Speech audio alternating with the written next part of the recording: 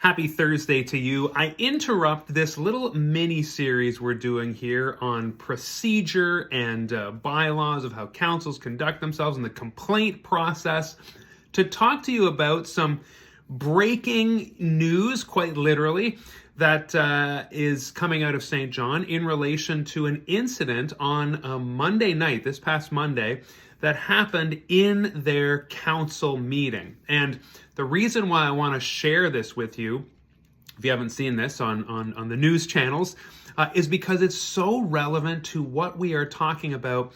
And ultimately, I want to kind of wrap up with a guiding principle that we're seeing from all of this. So to rewind, if you're not sure of what happened here, buckle up.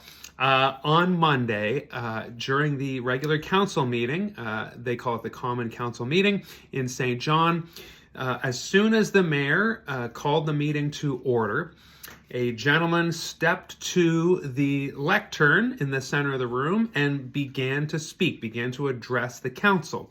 Now, the mayor immediately said, you are not permitted to speak at this time.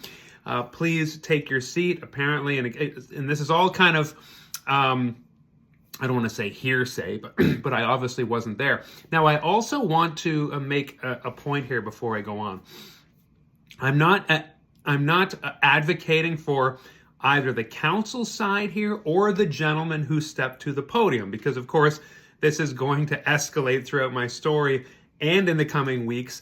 And I just want to share with you what the different sides are saying and how important procedure is going to factor into this whole process and ultimately what happens, okay? So that's my caveat. I'm not taking sides here. And in fact, I'm not even going to get into the content of what the gentleman wanted to say. Now, the gentleman's name was Bob Davidson. He is the representative for the St. John Police Association, so a union rep. Now, there's stuff going on behind the scenes with policing in St. John. That's all you need to know, and that's all I'm going to say about that. But he stepped to the podium and essentially tried to, he's saying, give a point of order. And that's why he felt that he could do that, as opposed to, waiting for public comment period or that kind of thing. Immediately he came up and wanted to make a point of order. Now, of course, again, the mayor said, it is not time for that. This is not the period for this on the agenda. You are not following proper procedure. And she then, and I'm just restraining from saying things like she immediately, because it's all different sides, depending on who you talk to. But what she did next, when the gentleman was not leaving the podium and continued to speak, is she invited the security guard to come and escort the gentleman from the council chamber. He did not go willingly, and therefore it required the security guard to physically lay hands on him and this is kind of what he says, again, I wasn't there, and remove him from the chamber with coercive force.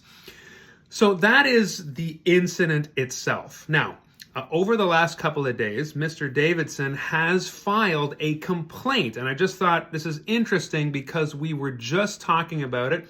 Yesterday, I talked about what happens when you have a complaint against council. There are proper formal channels by which to do that. So he consulted, clearly, having read the news articles, he consulted the bylaws in relation to the formal complaint procedure as would be found in the St. John Code of Conduct bylaw, the same one that I showed you yesterday.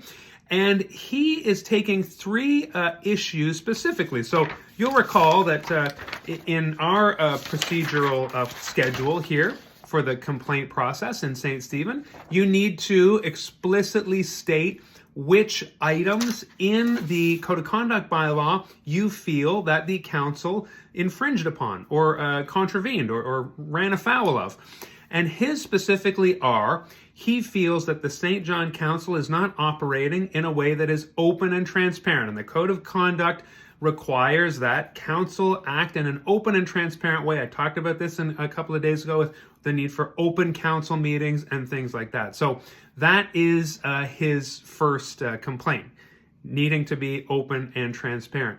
But he also feels, and let me get this right here, that he did not, the council did not treat him with dignity and respect. Now, council in the Code of Conduct is required to treat residents with dignity and respect. And he felt that being asked by the mayor to leave the council in such a way and be escorted by a security guard was not the dignity and respect that he was entitled to as a resident.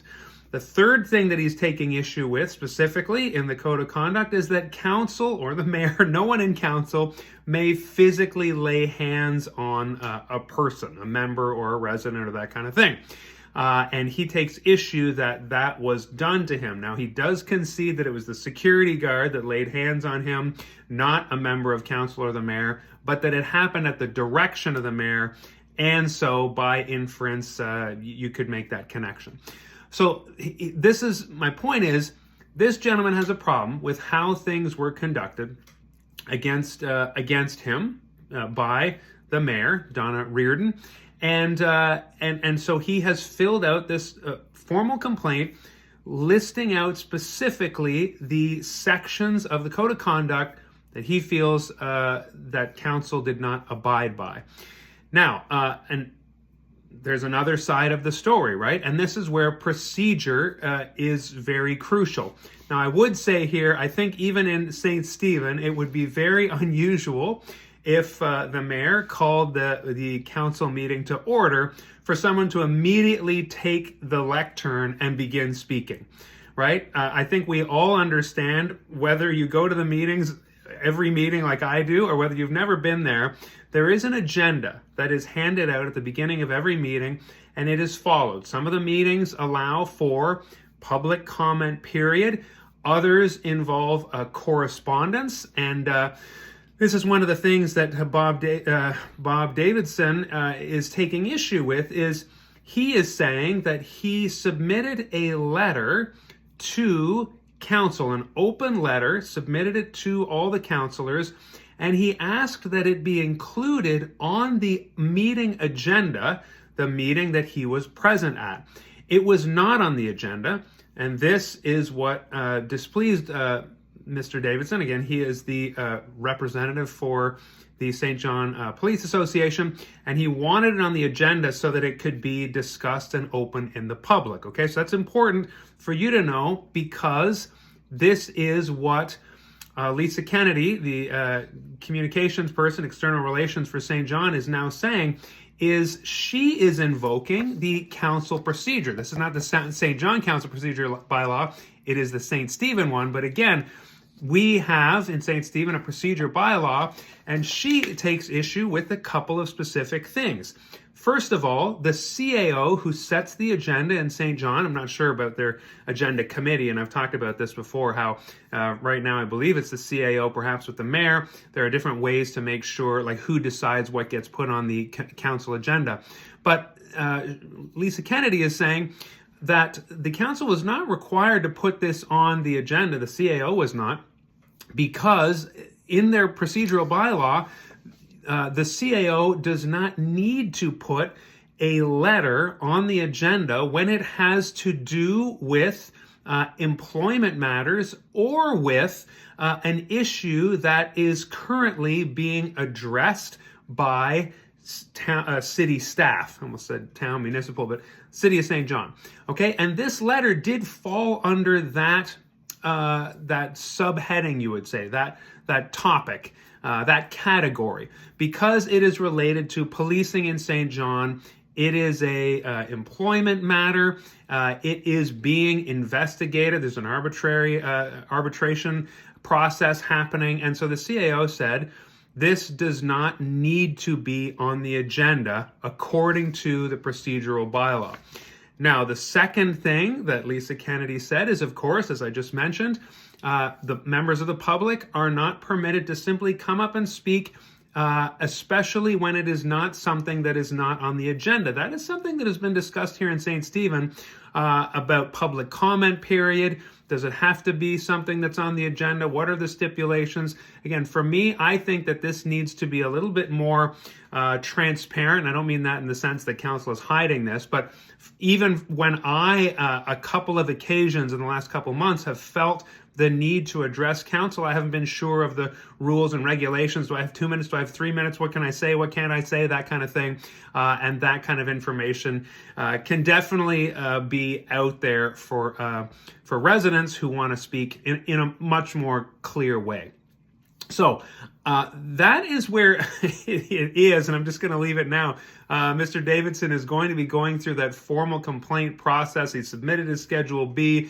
Mayor Donna Reardon has not made a statement. She's going to let the process happen. Of course, now we know this has to happen in the open, in a public meeting. So the next meeting, this will be on their agenda, unless there's a formal investigation process that now needs to happen over the next few weeks or months, depending on how long the process is. But that is actually what I want to talk to you about tomorrow. What is the process in St. Stephen? And again, these things are all guided by the Local Governance Act and procedural bylaws, the Code of Conduct. It's all in there. What happens next? What happens next for Mr. Davidson? Well, it would be a St. John's procedure. But what would happen if you launched a similar formal complaint process and how does it move through that process? Here's what I wanted to leave you with. Can you see how procedures like this are really important so that when we have disagreements, it's like a contract, right? I own my own business and I get in professional relationships with clients. And it's really important to have a contract because contract sets expectations, what is going to happen, who does what, when, all that kind of thing.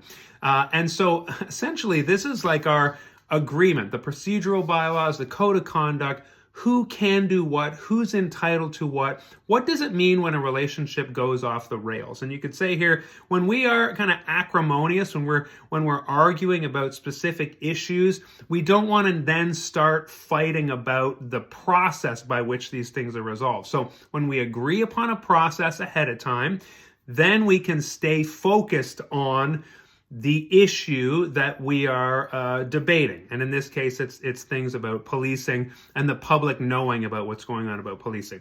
In St. Stephen, it'll be something else, I'm sure. Hey, maybe we might talk about policing at some point, but a clear procedural process related to code of conduct and procedural bylaws are what help us get through and resolve issues together.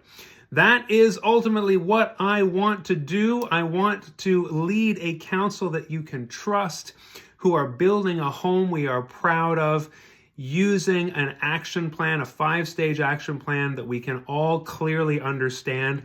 And this touches on that, making sure we understand each other so we can move forward together and actually tackle the issues and not unduly turn on each other about process or things like that. These things are settled. We can always be improving them. Living documents, nothing is set in stone. You can amend bylaws, but that is the proper procedure for how to move forward. All right, that is it. I hope you enjoy your Thursday. I'll be back tomorrow with more. Take care of yourself and your neighbor, and let's build up St. Stephen together. Cheers.